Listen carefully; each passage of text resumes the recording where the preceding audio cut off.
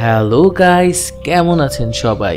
আজ আপনাদের জন্য এমন একটি মুভির এক্সপ্লেনেশন নিয়ে এসেছি যে মুভিতে ধর্ম নিয়ে এমন কিছু স্টেটমেন্ট রয়েছে যা শুনে আপনার খারাপ লাগতে পারে। তাই শুরুতেই বলে রাখা ভালো, এই মুভি এক্সপ্লেনেশনে বলা কোনো কথাই আমার চিন্তা ধারণা থেকে বলা নয়, শুধুমাত্র এক্সপ্লেইন করতে গিয়ে মুভিতে যে রিয়েল স্টোরি রয়েছে তা এখানে রিপিট করা হয়েছে।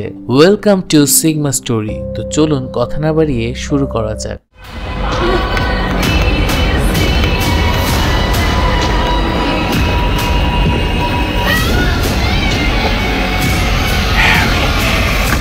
তো মুভির শুরুতেই আমরা সিস্টার বার্নস এবং সিস্টার ব্যাকস্ট্যান্ড নামক দুটি মেয়েকে দেখতে পাই, যারা কিনা ঈশ্বরের পথে চলে কিন্তু নিজেদের মধ্যে এমন বাজে আলাপ আলোচনা করে যা শুনলে হয়তো আপনি নিজেই লজ্জা পেয়ে যেতেন। প্রতিদিন তাদের শুধু একটি মাত্র কাজ ছিল, আর তা হলো নতুন নতুন মানুষদের সাথে দেখা করা এবং তাদের জিজেসের কাহিনী শোনানো।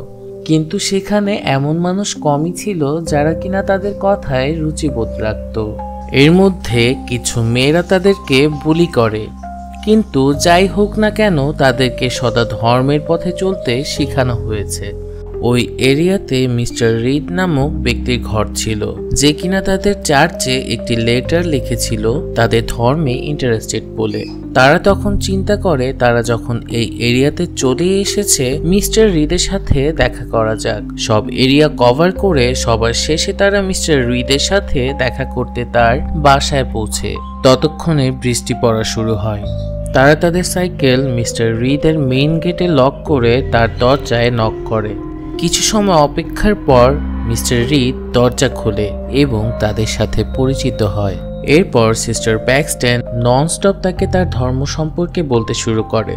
তারা বাইরে বৃষ্টিতে ভিজছিল, তাই রিড তাদেরকে ভিতরে আসার জন্য ইনভাইট করে, কিন্তু সিস্টার বার্নস এর জন্য তৈরি ছিল না। সে রিদকে বলে, আপনার ওয়াইফ কি বাসায় আছে?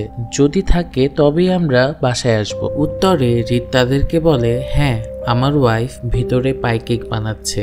এই কথা শুনে তারা ভেতরে যায়। রিদ তাদের জ্যাকেট শুকানোর জন্য তাদের কাছ থেকে তাদের জ্যাকেট নিয়ে ভিতরে চলে যায় এবং একটি ট্রেতে ড্রিঙ্কস এবং মোমবাতি নিয়ে ফিরে আসে। এরপর তাদের আলোচনা শুরু হয় যে কেন রিদকে খ্রিস্টান ধর্মই গ্রহণ করতে হবে, আসলে কোন ধর্ম শ্রেষ্ঠ ধর্ম। কিন্তু তাদের দুজনের কাছে এর কোনো উত্তর ছিল না। তবুও তারা এটা ওটা বলে বোঝাতে শুরু করে। তারা বলে যে ঈশ্বরের প্রেমই হচ্ছে চিরসত্য, মানবতার ভালো এবং উদ্ধারের জন্যই যিশুকে পৃথিবীতে প্রেরণ করা হয়েছিল, যে মৃত্যুর তৃতীয় দিন জীবিত হয়ে ওঠে। তিনি আমাদের রাস্তা দেখায়। আসলে স্বর্গ এবং নরক বাস্তব।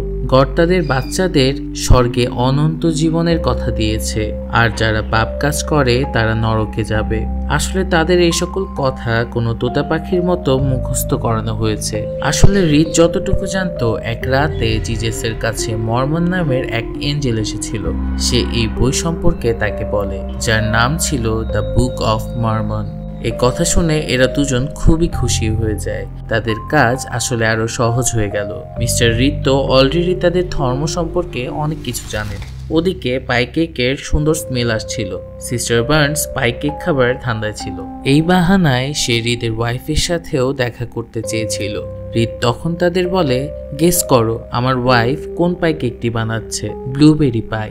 সিস্টার ব্যাকস্ট্যান্ড এই কেকের স্মেল খুব ভালো করেই জানতো, কারণ ব্লুবেরি পাই তার ফেভারিট ডিশ ছিল, যদিও তা তৈরি হতে আরো কিছু সময় বাকি ছিল। ততক্ষণে রিদ তাদেরকে অন্য প্রশ্ন করতে শুরু করে, যেমন পলিগামি সম্পর্কে। তাদের গ্রন্থে এর কথা উল্লেখ আছে। পলিগামি সেই প্রথা যেখানে একজন পুরুষ অনেকগুলো স্ত্রী রাখতে পারে। বর্তমানে ইসলাম এই প্রথাকে মানে, কিন্তু ইতিহাস বলে অনেকেই এর বিরোধিতা করেছিল, যার ফলে 1890 সালে খ্রিস্টান ধর্ম থেকে এটি বাদ দেওয়া হয়। এই ধর্মে আরো অনেক কালো দাগ রয়েছে যা সময়ের সাথে পরিবর্তন করা হয়েছে, কারণ আধুনিক সমাজ এটি শুনে রেগে যাবে এবং তাদের এই ধর্মগ্রহণ মুশকিল হয়ে যাবে। সিস্টার বার্নস তাকে বলে, পলিগামি খ্রিস্টান ধর্ম থেকে এই জন্য বাদ দেওয়া হয়নি কারণ এটা কালো দাগ ছিল। ওই সময় পপুলেশন বাড়ানোর জন্য এই প্রথা ঠিক ছিল, আর বর্তমানে এর কোনো প্রয়োজন নেই, তাই সেটা বাদ দেওয়া হয়েছে। সিস্টার বার্নসের কথা অনেকটা ঠিক ছিল, কিন্তু রিদ এখানে থেমে চায় না, বরং তাদের চ্যালেঞ্জ করে বসে যে চার্চের ইতিহাস শুধু ব্রেন ওয়াশ করার একটি মাধ্যম, যেমন তারা তাদের দুজনের সাথে করেছে। সিস্টার বার্নসের পিতা কনভার্টেড খ্রিস্টান ছিল, যে কথা রিদ ভালো করেই জানতো, যে নিজেই জালে আটকে গেল, তার বাচ্চারা এখন অন্যদের জালে ফেলার কাজ করছে, আর এটা রিদ প্রুফ করতে পারবে। হৃদের কথা শুনে এরা দুজনেই চিন্তায় পড়ে যায়, আর হৃদ তো তাদের ধর্মের পর্দা সরানোর জন্য যেন রেডি ছিল। আসলে অনেক বছর আগে হৃদও একটি সত্য ধর্মের সন্ধানে ছিল, যা কিনা ঈশ্বরের সবচেয়ে কাছে রয়েছে, যা জানার জন্য সে মর্মোলজি, সেন্ট্রোলজি, ইসলাম, বুদ্ধিজম, নানা প্রকার ধর্ম সম্পর্কে পড়াশোনা করে।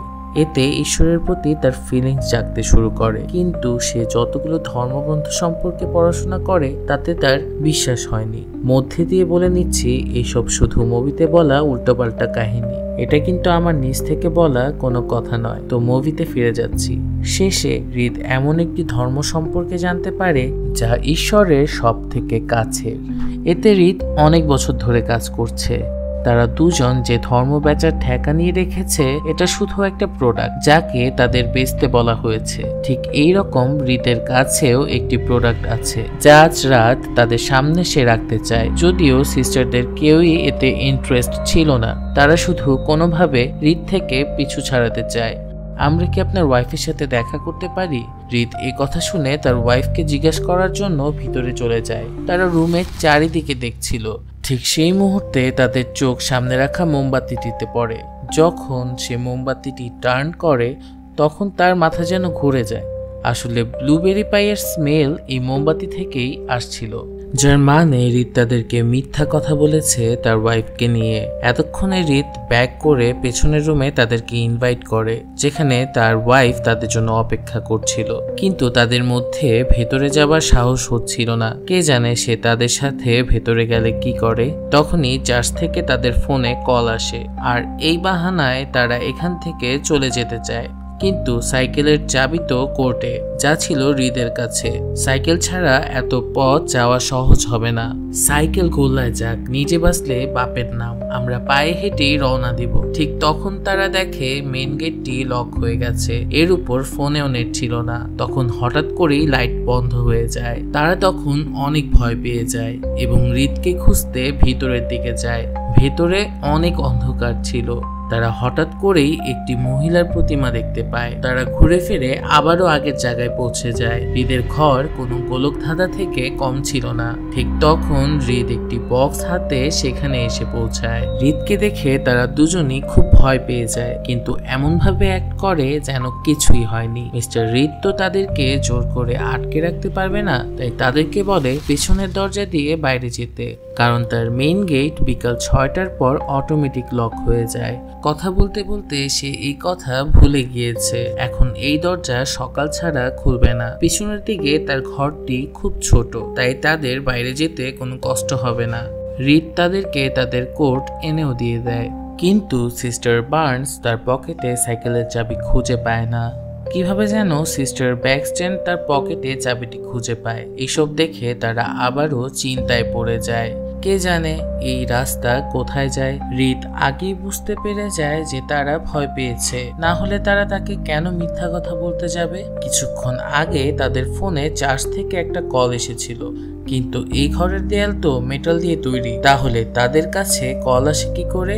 এদের ভয় পাওয়াটাই স্বাভাবিক। এই ঘর সম্পর্কে প্রথমেই তাদের বলে দেওয়া উচিত ছিল, যদি তোমরা যেতে চাও তাহলে যেতে পারো, তোমাদের সামনে দুটি দরজা আছে, কোন দরজা দিয়ে বাইরে যাওয়া যাবে তা তোমাদের সিদ্ধান্তের উপর নির্ভর করে। সিস্টার বার্ন যখন প্রথম দরজা খুলে তখন তার চেহারার নকশাই পাল্টে যায়, আর 2 নম্বর দরজা খুলেও সেম দৃশ্য। এটা কেমন ধরনের মজা? হৃদ তাদেরকে বলে তার ঘরের পেছন একটি পাহাড়ের সাথে সংযুক্ত, তাই তাদেরকে পাহাড় পার করে যেতে হবে। অন্যদিকে চার্চের প্রেসিডেন্ট তাদের দুজনকে নিয়ে খুব চিন্তা করছিল, আবার তাদের ফোনেও কল ঢুকছিল না। এই ভয়ানক রাস্তা দিয়ে বাইরে যেতে তারা তৈরি ছিল না। আর হৃদকে তখন তারা ধমকে বলে, আমাদের স্বাভাবিকভাবে ঘরে ফিরে যেতে দাও, না হলে তোমার খবর আছে। রাস্তায় আমি একজন পুলিশের সাথে কথাও বলে এসেছিলাম, সে আমাদের খুঁজে বের করবে। তবু রিদ তাদের কথায় কোনো পাত্তা দেয়নি, বরং সঠিক দরজা কোনটি তা খুঁজতে রিদ তাদেরকে সাহায্য করতে চায়। এতে তারা রাজি হলে রিদ মনোপলি এবং ল্যান্ডলর্ড নামক দুটি গেম প্রস্তুত করে। কিন্তু বার্নস কোনোভাবেই বুঝতে পারছিল না যে তার সাথে তাদের সঠিক দরজা খোলার সম্পর্কটা কি।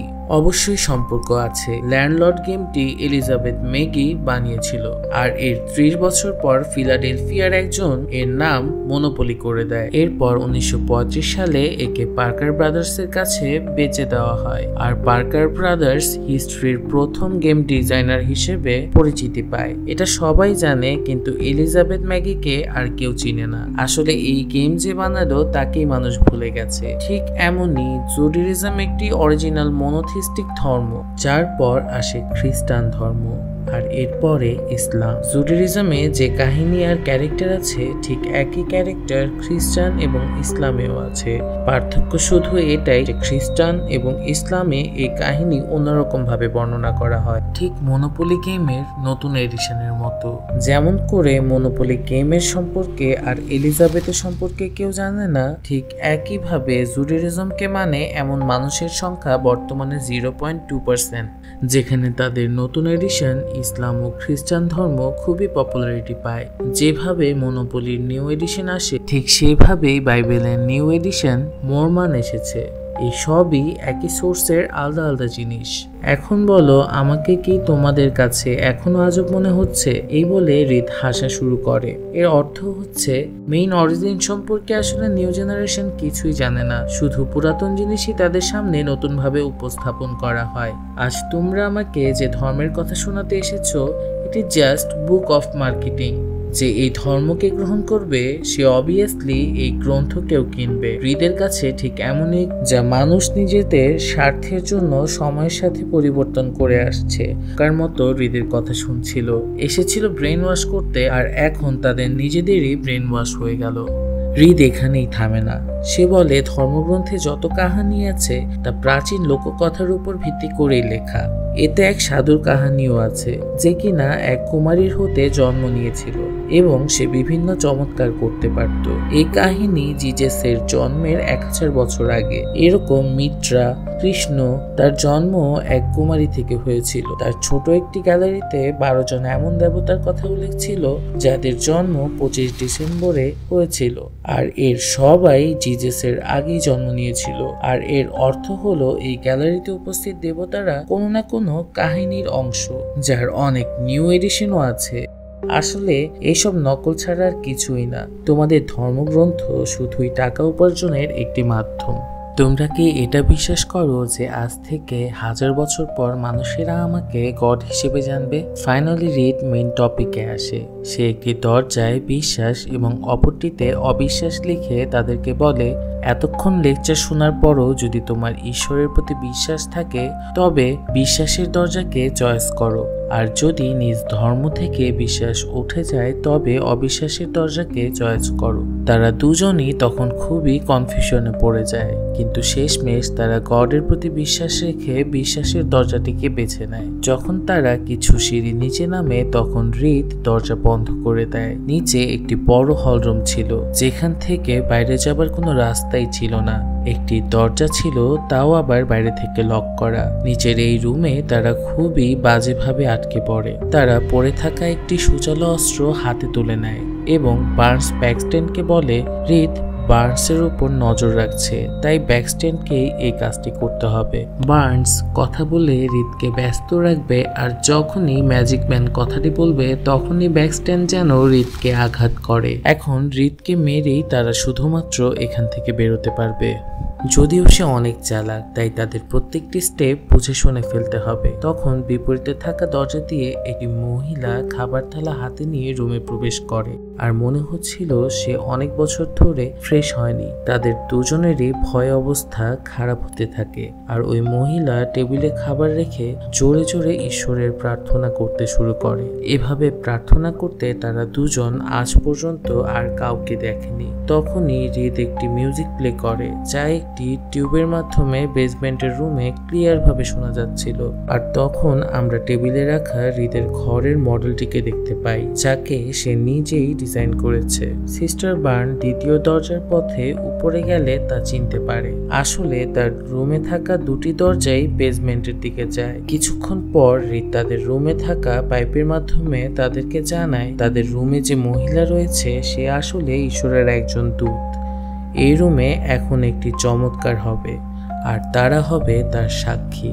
এই মহিলার খাবারে বিষ মেশানো আছে, আর এই মহিলা সেই খাবার খাবে। এরপরে তোমরা চমৎকার দেখতে পাবে, আর সব ধর্ম যে নকল তা প্রমাণিত হবে। ওই মহিলা কিছুক্ষণ পর সেই খাবার খায় আর সেখানেই মারা যায়। তখন হৃদ তাদেরকে মহিলার পালস চেক করে দেখতে বলে, আর তারা যখন মহিলার পালস চেক করে তখন দেখতে পায় মহিলাটি আসলেই মারা গিয়েছে। এখন হৃদ ঈশ্বরের সাহায্যে তাকে জীবিত করে চমৎকার দেখাবে। ঈশ্বরের এই দূত পুনরায় জীবিত হবে এবং তাদেরকে বলবে যে মৃত্যুর পর সে কি দেখেছে। ততক্ষণে চার্চের প্রেসিডেন্ট এল্ডার তাদেরকে খুঁজতে খুঁজতে সেখানে চলে আসে এবং হৃদের ডোর কলিং বেল বাজায়। দরজা খুলে হৃদ এ সম্পর্কে কিছু জানে না বলে তাকে মানা করে দেয়। তা বুঝতে পেরে বার্নস ও ব্যাকস্ট্যান্ড তখন জোরে জোরে তাকে ডাকতে থাকে, কিন্তু রুম সাউন্ড প্রুফ হওয়ার কারণে এল্ডার তাদের ডাক শুনতে পারে না এবং সেখান থেকে চলে যায়। হঠাৎ করে বার্নস ও ব্যাকস্ট্যান্ড তাদের পেছনে একজন মহিলাকে দেখতে পায়, যে কিনা ছিল সেই মহিলা যে কিনা জীবিত হয়ে যায়। মহিলাকে দেখে তারা দুজনই খুবই ভয় পেয়ে যায়। মহিলা তাদের জানায় মৃত্যুর পর সে তীব্র আলো দেখতে পেয়েছিল, আর সেখান থেকে ঈশ্বর তার নাম ধরে তাকে ডেকেছে। এই দুনিয়ার মোহমায়া সব সত্য নয়, এই কাহিনী সে তার পবিত্র গ্রন্থে লিখবে। এর অর্থ দ্বারায় হৃদ যে সত্য ধর্মের সন্ধানে ছিল তার ভিত্তি সে নিজেই গড়ছে। পাস্টে এই ধরনের চমৎকারই হতো, যার মধ্যে কাউকে কাউকে মানুষ ঈশ্বরের দূত ভাবত, আর কাউকে কাউকে তো ঈশ্বরই ভেবে বসত।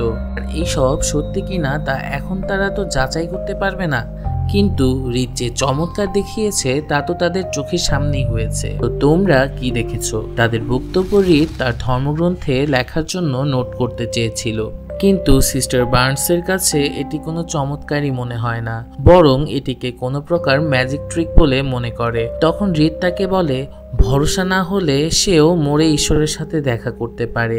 হৃদ ঈশ্বরের সাহায্যে তাকে আবারও জীবিত করে দেবে, কিন্তু বার্নস এতে তৈরি ছিল না। কিন্তু সিস্টার ব্যাকস্ট্যান্ড তখন তা বিশ্বাস করতে শুরু করে। যে মহিলা মৃত্যুর পরও ফিরে এসেছিল সে বলেছিল যে সে ঈশ্বরের সাথে দেখা করার পর কথা বলেছে। মরার পর সে তীব্র আলো দেখে যে তার নাম ধরে ডেকেছিল। তখন বার্নস তাকে বলে এইসব মন গড়া কথা, একবার তার সাথেও ঠিক এমনটাই হয়েছিল।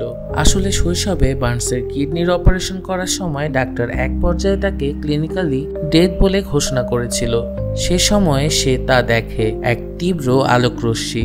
আসলে ব্রেনে যখন অক্সিজেন লেভেল কমা শুরু করে তখন লাস্ট মোমেন্টে ব্রেন এসব দেখানো শুরু করে। আর এটা শুধু তারাই এক্সপিরিয়েন্স করতে পারে যারা মৃত্যুকে অনেক কাছ থেকে দেখেছে এবং বেঁচে ফিরেছে। আসলে এইসব মানুষকে বিভ্রান্ত করার চেষ্টা। হৃদকে কথায় ব্যস্ত রেখে যখনই বার্নস ম্যাজিক ম্যান বলে তখন ব্যাকস্ট্যান্ড হৃদের উপর হামলা করার আগেই হৃদ বার্নসের গলায় ছুরি চালিয়ে দেয়। প্ল্যানিং কি ছিল আর কি হলো? আসলে বেসমেন্টে থাকা পাইপের মাধ্যমে হৃদ আগেই তাদের প্ল্যানিং সম্পর্কে জানতে পেরেছিল।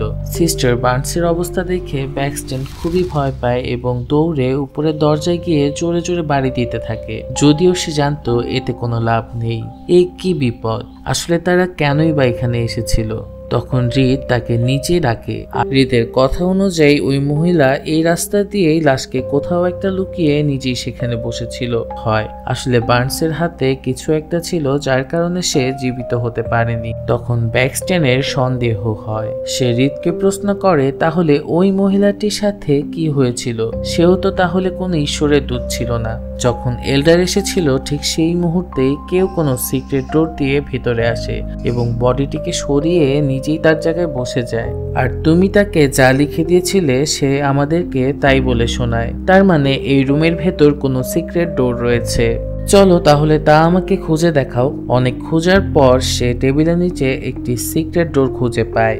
তখন হৃদ তাকে বলে এই কথাটি আমাকে প্রমাণ করে দেখাতে হবে। তার কথার জালে আটকে ব্যাকস্ট্যান্ড নিচে চলে আসে।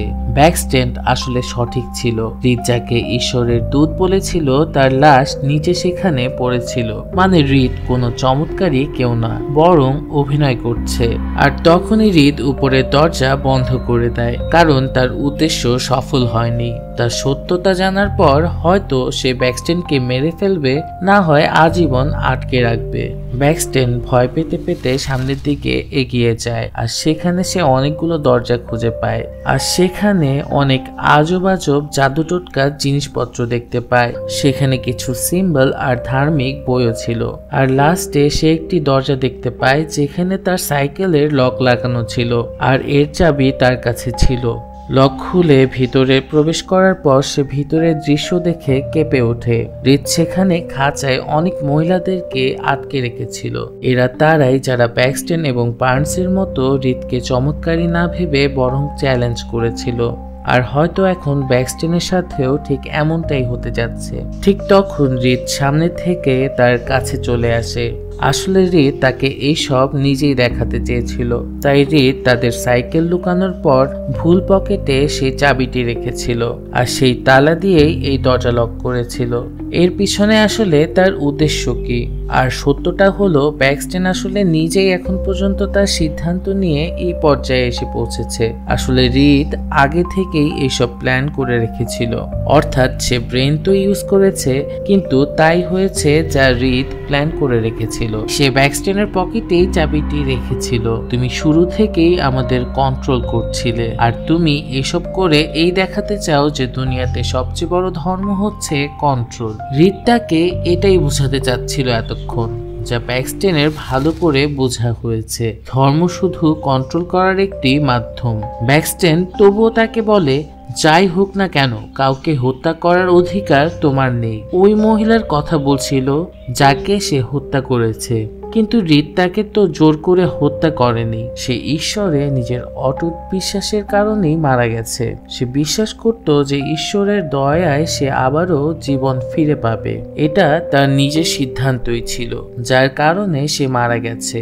আরেকটি কথা, রিদ এইসব মহিলাদের এই জন্য আটকে রাখে কারণ তারা কোনো না কোনো সময় তাদের ধর্ম ছড়ানোর জন্য তার দরজায় এসেছে। রিদের লিস্টে এখন সিস্টার বার্নস এবং ব্যাকস্ট্যান্ডের নামও রয়েছে।